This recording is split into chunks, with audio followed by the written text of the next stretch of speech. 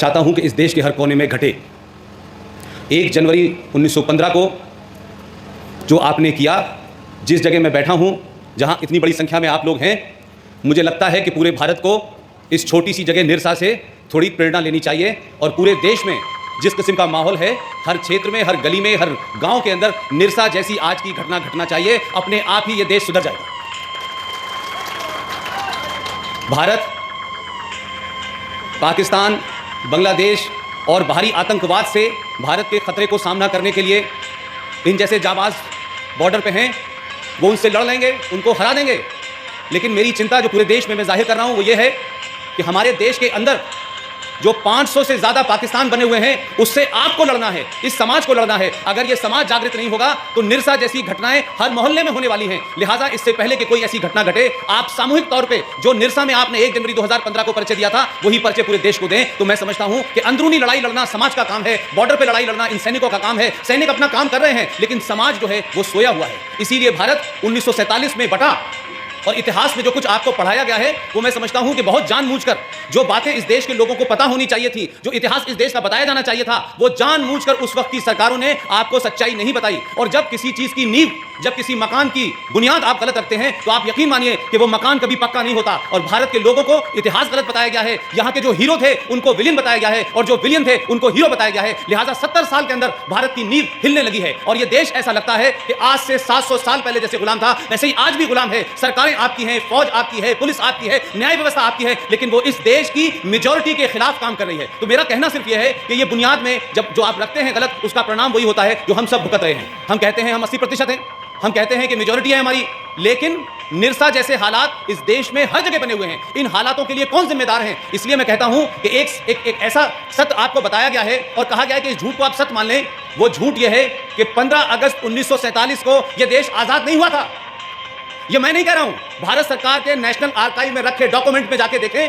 15 अगस्त 1947 को भारत से अंग्रेजों ने ट्रांसफर ऑफ पावर किया था, सत्ता का हस्तांतरण किया था, आजाद नहीं हुआ था यह देश। इसीलिए 15 अगस्त को जब यूनियन जैक जो अंग्रेजों का झंडा था, जब इसको उतारने की बात हुई, तो भारत के गवर्नर जनरल लॉर्ड माउंटबेटन ने यह कहा कि आप इस झंडे को उतारेंगे नहीं, सिर्फ आप तिरंगे को ऊपर ले जाएंगे। तो नेहरू जी ने कहा कि देश में लोगों में गुस्सा है, तब फिर यह कहा गया कि आप इसको पूरी इज्जत के साथ उस यूनियन जैक जो ब्रिटिशर्स का, जो अंग्रेजों का झंडा था, उसको एक रस्म के तहत उतारा गया, उसको तय किया गया, उसको रखा गया, फिर हमारा तिरंगा ऊपर हुआ। और उस घटना को इस देश के इतिहासकारों ने, इस देश के नेताओं ने, इस देश के राष्ट्रवादी लोगों ने, इस देश के सेकुलर लोगों ने, इस देश के नेशनलिस्ट लोगों ने इस सच्चाई को लोगों को नहीं बताया कि 15 अगस्त 1947 को भारत आजाद नहीं हुआ था।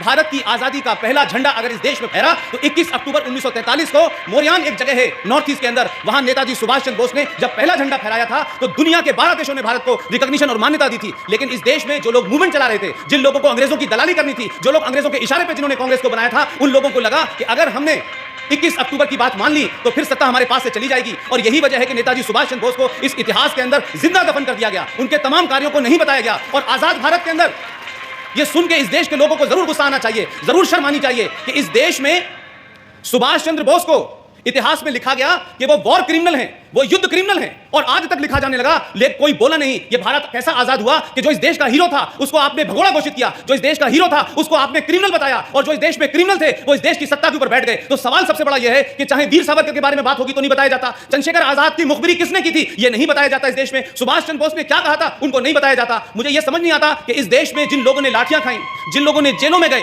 जिन लोगों ने यातनाएं झेली, वो इस देश के इतिहास में उनको जगह नहीं मिली। और जो ऐसी जेलों में रह रहे थे कि सुबह भी बेटी को खत लिखते थे, शाम भी बेटी को खत लिखते थे, और अंग्रेज ये पूछता था कि आपको नाश्ते में क्या चाहिए, आपको कौन सा अखबार पढ़ना है, वो तमाम सारे लोग प्रधानमंत्री बन रहे हैं, कोई राष्ट्रपिता बन रहा है। लिहाजा हम जिस संकट से गुजर रहे हैं उस संकट की जड़ में जाइए। उस संकट की जड़ में इस देश का गलत इतिहास है। इस देश में एक नए किस्म का फ्रॉड क्रिएट किया गया। अभी मेरे वक्ता ने कहा कि सेकुलरिज्म, मैं नहीं जानता इस देश में कितने लोगों के साथ धोखा किया गया है।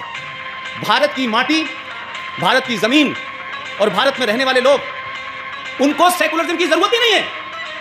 इस धरती में रहने वाला आदमी इतना सेकुलर है कि उसके उस सेकुलरिज्म ने आज से 800 साल पहले गुलामी उसी सेकुलरिज्म की वजह से झेली, क्योंकि उसने कहा तुम बाहर से आए हो तुम भी रह सकते हो, तुम बाहर से आए हो तुम भी रह सकते हो। उसने हर एक को जगह दी, लेकिन वो जितना खुद भोला था उतना ही समझता था कि दूसरा भी भोला होगा। लेकिन आज जो हालात हैं, वो जिन लोगों को आपने इस जमीन पर रहने दिया, जिस लोगों को आपने सोचा कि ये बाहर से आए हैं इनको रहने दो, ये भी अपने धर्म की पद्धति चलाएं, ये भी अपने धर्म की पद्धति चलाएं, वो आज कहते हैं, वो आज ये कहते हैं कि हमने 47 में पाकिस्तान लिया था और अब हम हिंदुस्तान का एक और बंटवारा चाहते हैं। तो मैं मानता हूं कि भारत के उस राष्ट्रवादी समाज को, भारत के उन राष्ट्रवादियों को यह सोचना चाहिए कि हमसे कहां गलती हुई है, और जो मैं समझता हूं वो गलती आपसे यह हो रही है, लगातार इस बात की गलती हो रही है कि जितने भोले, जितने ईमानदार इस देश की मेजॉरिटी के लोग हैं, वैसे ही वो उन लोगों को भी समझते हैं जो बाहर से आए हैं। ये दुनिया का एकमात्र देश है जहां 27 देशों के घुसपैठिए इस मुल्क में रह रहे हैं, जायज तरीके से और नाजायज तरीके से। और अभी हाल में आपने पूरे देश में देखा होगा कि रोहिंग्या मुसलमान उस देश से भाग के आए हैं। रोहिंग्या मुसलमान उस देश से आए हैं जिस देश का नाम है बर्मा, और उस बर्मा में उन लोगों की हुकूमत है जो अहिंसा में विश्वास रखते हैं। वहां हिंसा का कोई जगह ही नहीं है। उन जैसे लोगों को, ऐसे शांतिप्रिय लोगों को, उन लोगों ने कहा कि हम बर्मा के अंदर निजाम मुस्तफा यानी इस्लाम की हुकूमत लाना चाहते हैं, नाफिज करना चाहते हैं, लागू करना चाहते हैं। जब उन्होंने उपद्रव मचाया तो बर्मा के उस शांतिप्रिय बौद्धों ने भी बहुत सहा। आपने तो 700 साल सहा, उन्होंने तो 2 साल नहीं सहा। और उन्होंने कहा कि अगर इस देश में रहना है तो जो कानून है, जो संविधान है, जिस तरीके से देश चलेगा आप रहिए। अगर आपने निजाम मुस्तफा यहां बनाने की कोशिश की, आपने शरिया लागू करने की कोशिश की, आपने कुरान कंपलसरी करने की कोशिश की, तो आप इस देश में सुरक्षित नहीं रहेंगे। और इस चेतावनी के बाद जब वो लोग नहीं माने तो आप यकीन मानिए कि जिन्होंने बरसों से हथियार नहीं छुए थे, उन्होंने जब हथियार उठाया तो इतना मारा कि वो रोहिंग्या कोई फ्रांस में भाग रहा है, कोई जापान में भाग रहा है, कोई हिंदुस्तान में आके भाग रहा है। लेकिन बर्मा के अंदर उन रोहिंग्याओं का जो इस्लाम बसाने की, उनकी इस्लाम को नाफिज करने की जो उनकी इच्छा थी, वो हमेशा के लिए समाप्त कर दी। तो बर्मा जैसा छोटा देश कर सकता है, आपको किसने रोका है? आप किसका इंतजार कर रहे हैं? इस देश में जो ये मंदिर बना है, इस मंदिर की जो बात मुझे बताई गई, मैं आपको बता दूं 2-3 चीजें। ये तमाम लोग जो मंदिर की जगह घेरना चाहते थे, उनसे साफ साफ पूछिएगा, कुरान मजीद, शरिया, हदीस, उनसे कहिएगा कि दिल्ली से एक आदमी आया था, जो मैंने बताया है उनसे पूछिएगा। ये जो मस्जिद है, अब सुप्रीम कोर्ट ने ऑर्डर दिया है चंद महीनों पहले, मस्जिद धार्मिक जगह नहीं है, मस्जिद का इस्लाम से कोई लेना देना नहीं है। और जब सुप्रीम कोर्ट ने कह दिया तो हिंदुस्तान के एक भी मुसलमान ने इस पे ये आवाज नहीं उठाई कि मस्जिद जो है वो धार्मिक जगह है। मस्जिद नमाज पढ़ने की जगह हो सकती है, लेकिन उसकी कोई महत्वता इस्लाम में नहीं है। इसीलिए इस्लाम में कहा गया है कि आप सड़क के ऊपर हो, चौराहे के ऊपर भी हो, आप कहीं भी हो, आप एक टुकड़ा कपड़े का बिछाइए और काबे की तरफ अपना मुंह करिए और नमाज पढ़ लीजिए। तो आप उनसे कहिए कि एक तो इस्लाम के अंदर मस्जिद का कोई वजूद नहीं है, नंबर 1। नंबर 2, उनसे यह कहिए कि कुरान मजीद और हदीस और मोहम्मद साहब ने जो कहा है, अगर उसी को सच मान लें, अगर उसी के मानने वाले हैं, तो ये बताएं कि मस्जिद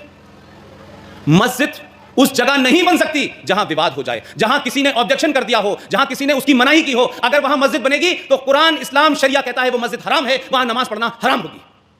फिर ये इस देश के अंदर मस्जिदें बनाने की होड़ क्यों लगी हुई है? मंदिरों को तोड़कर मस्जिद बनाने की होड़ क्यों लगी हुई है? हम सब जानते हैं कि इस पूरे 700 साल के आपके गुलामी के दौर में, बाबर से लेके अकबर और अकबर से लेके औरंगजेब, इस देश में 40,000 मंदिरों को आपने मस्जिद नहीं बनाई, आपने मंदिरों के ऊपर के हिस्से को तोड़ा, गुम्बद बना दी और मस्जिद बना दी आपने।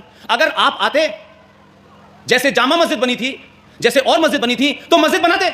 लेकिन आपने इस देश में राज करने के अलावा, जो इस देश के बहुसंख्यक लोग थे, जो सहनशील लोग थे, जो टॉलरेंट लोग थे, जो आपके साथ आक्रांता की तरह बात नहीं करना चाहते थे, आपने उनके भोलेपन का फायदा उठाया और इस देश में 40,000 मंदिरों को तोड़ा और मस्जिदें बनाई।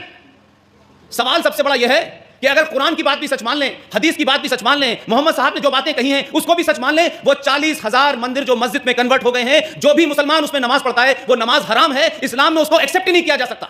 लेकिन ये झूठ इस देश में चल रहा है, लगातार चल रहा है। हम तो आज़ादी के बाद भी, इस सब के बाद कि हमने बहुत कुछ खोया और इतने लोग हमारे मारे गए, इतना कन्वर्जन किया, आपने अत्याचार किया, लेकिन फिर भी इस देश का 80% समाज आपकी ठोड़ियों में हाथ डाल रहा है, आपसे कह रहा है कि हमें साथ रहना है। हम बड़े होकर भी कह रहे हैं, ये जानते हुए कि आपने 1947 में जो बंटवारा किया था वो धर्म के नाम पे हुआ था कि भारत का मुसलमान पाकिस्तान जाएगा और पाकिस्तान में जो भी कोई हिंदू होगा वो भारत आएगा। लेकिन हमने उस वक्त के तमाम सारे लीडरान ने कहा कि भारत हिंदू राष्ट्र नहीं बनेगा, भारत एक धर्मनिरपेक्ष राष्ट्र रहेगा, इसमें सब लोग रहेंगे। हमने वो भी माना, हमने वो भी सहन कर लिया।